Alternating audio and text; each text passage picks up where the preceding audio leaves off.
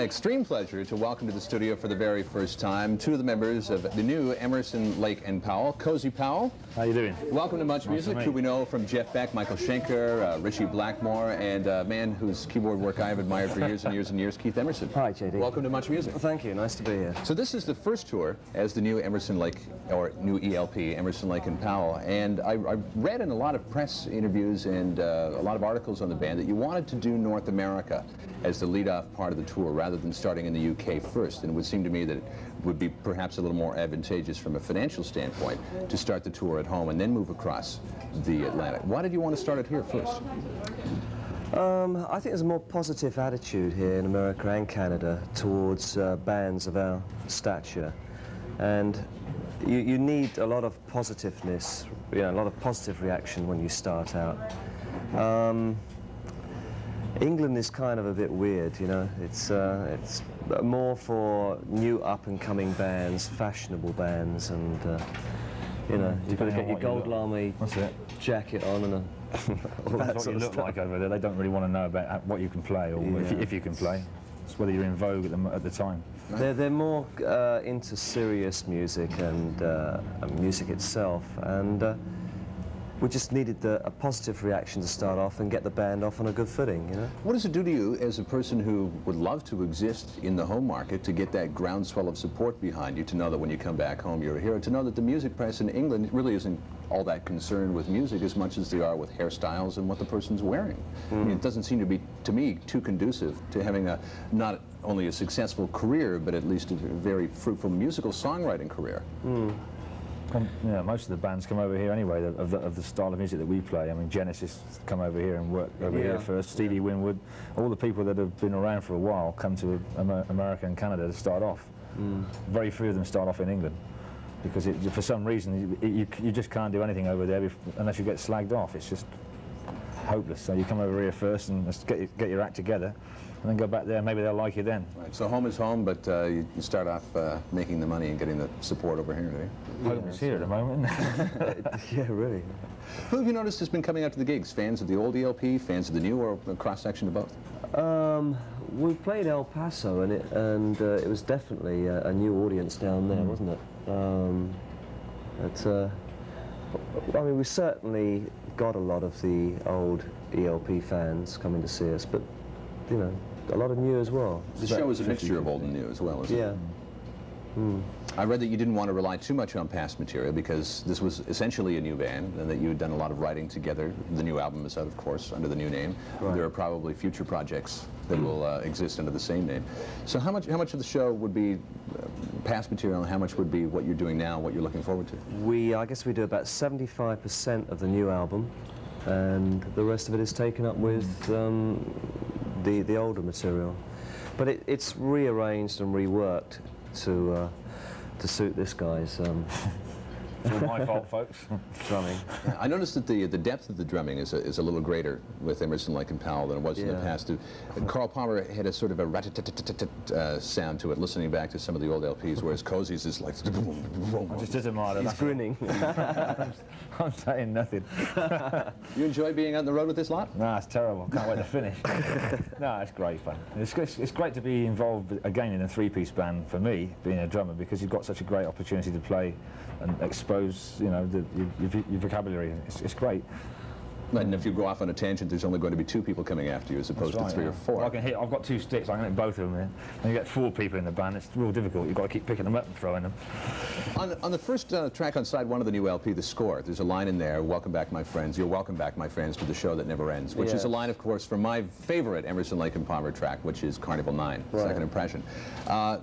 Is this "Welcome back, my friends, to the show that never ends"? Is it brand new? And how do you feel being back out again after, I guess it's been, what, 5, 6 years since you last toured? Well, Greg wanted to make the statement like, it's just, great to be back again, and that piece of music summed it all up, really. And it's become sort of like a punchline with us anyway, so, and it worked well with that particular piece. So. It's a great line. I remember that one. See the Gypsy Queen in a glaze of Vaseline will perform a guillotine. What a scene, what a scene. Got the whole thing down. I didn't even know it went like that. No, right. Let's welcome them back, my friends, to the show that never ends. Here's Touch and Go. This is Emerson, Lake and Powell on Much Music.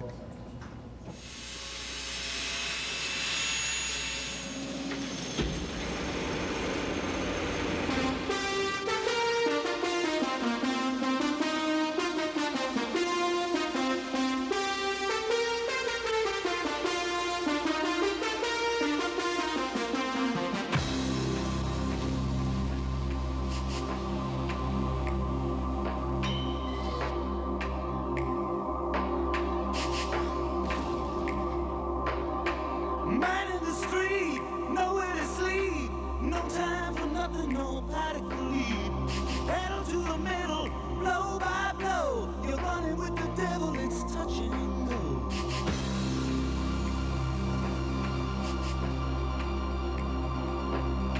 Believing you're nothing, nowhere to go. Just put you in the corner like an old banjo. The strings are breaking, but you can't say no. You're running with the devil, it's touch and go.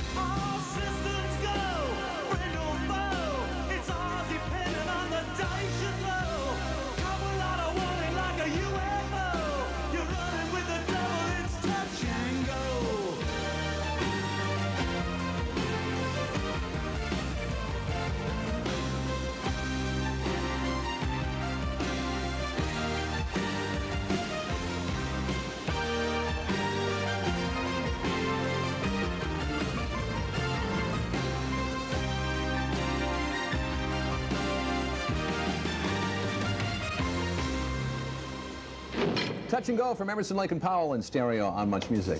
Keith, reading the credits from the LP, I didn't notice any credits to emulators, to Fairlights, any computer music programming at all. The only thing I saw was credits to things like PPG synthesizers, which have been around for a number of years. Did you use any of the new technologies? And if not, did you have to?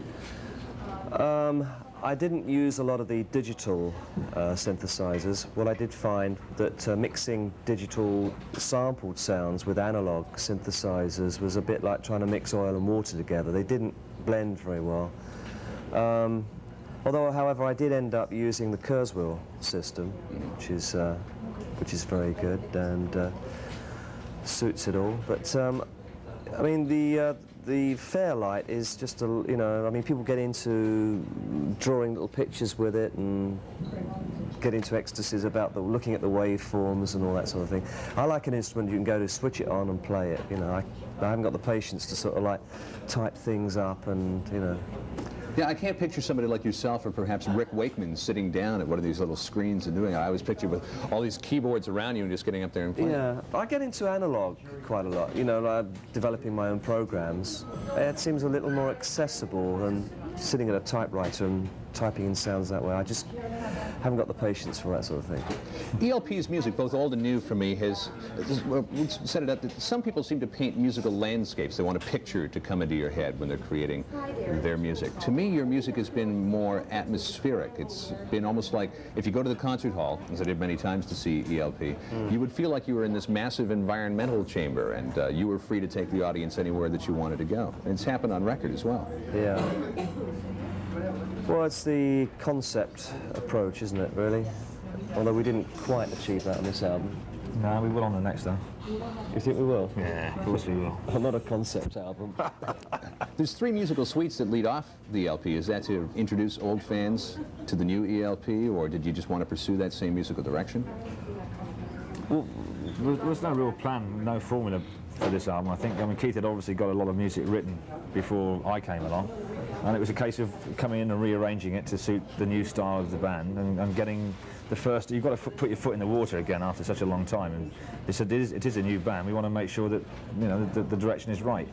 And I think the next album, because we've had a chance to play with each other more, for the last year or so, and on the road, the playing's going to get a lot tighter. The next album will be a lot tighter than that. I just noticed that side 2, with the exception of the 10-minute opus of Holtz's Mars, the Bringer of War, is much more song-oriented than side 1 is. A lot more song-oriented, like the songs are shorter, like Touch and Go, and there's a few other tracks on there that are much shorter. It's a formula that I've stuck to from the 70s, really.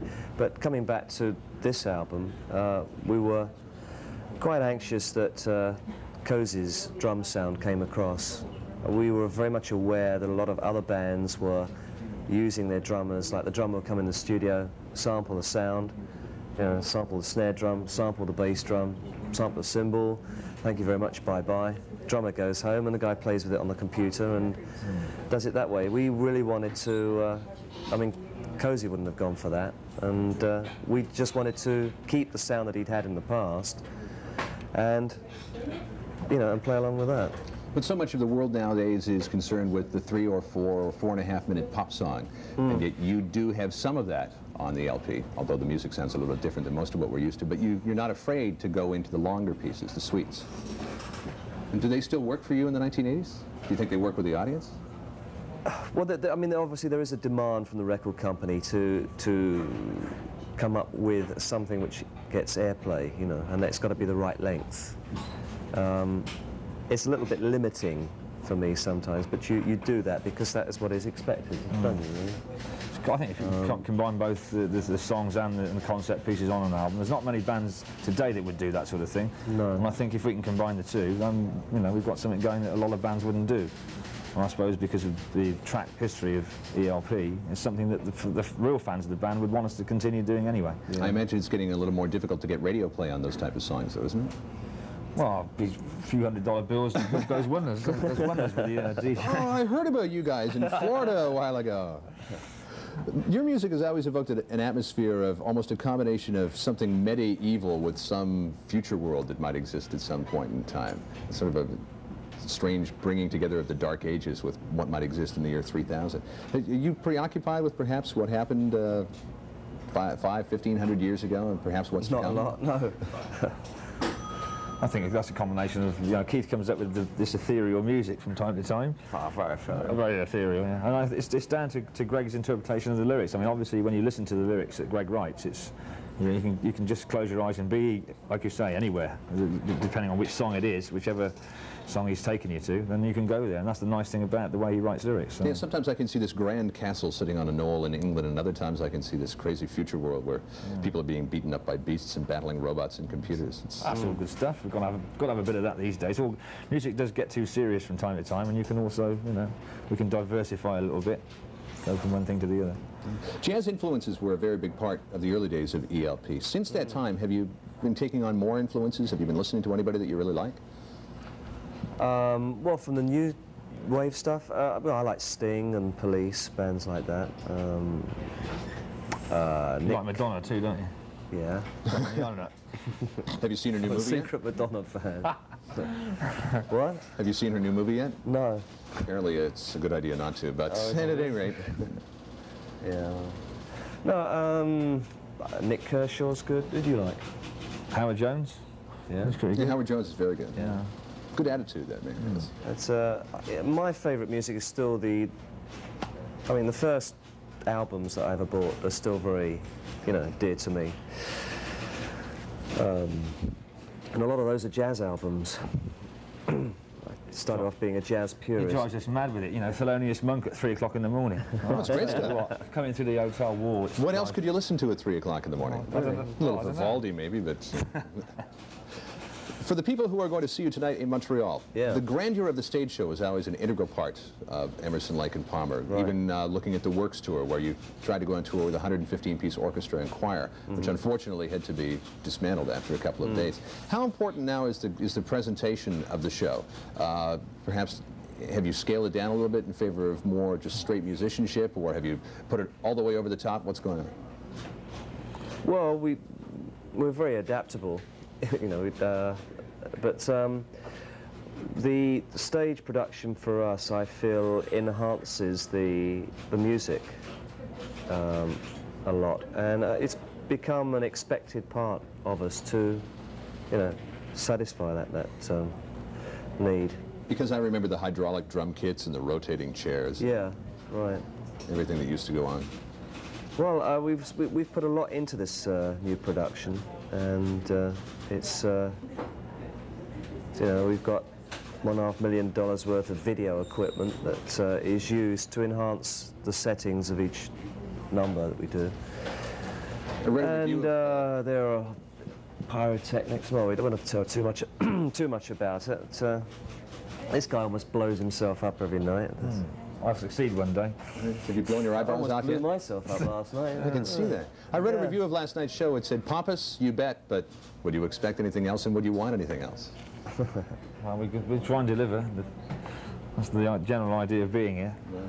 Well, listen, thanks a lot for dropping by. It's been a Yeah. real pleasure JD, talking yeah, with you. great meeting you. Nice to meet you, Thanks a Cozy. lot, Before you go, we have a couple of shirts for you here. Goodness me. We have one for Keith. There you are. The official Much Music black T-shirt. Also one for Cozy. There you are.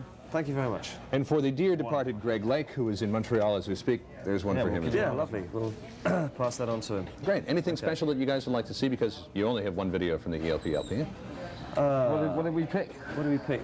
We thought we'd pick an oldie, actually. An oldie? Yeah. What do you The Beatles. Is Oh. it? I Want to Hold Your Hand. was it? Something like that, yeah. Speaking Do you of wanna the hold my hand? 3-minute pop song, Not yet, dear. great. Would you guys like to take over here? Just throw to it on 3. Introduce it, my dear. Oh, right. That camera Which there. camera? This camera over This here? one here, Okay. this one right here. Right, this next video is the Beatles, I Want to Hold Your Hand. Thank you very much, and goodbye. Bye.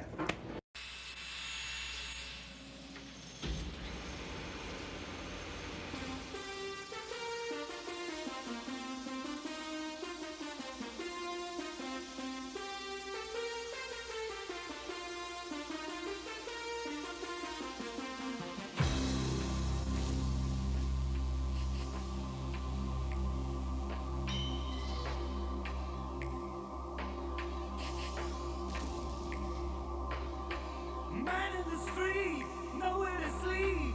No time for nothing, nobody to leave. Pedal to the middle, blow by blow. You're running with the devil, it's touch and go.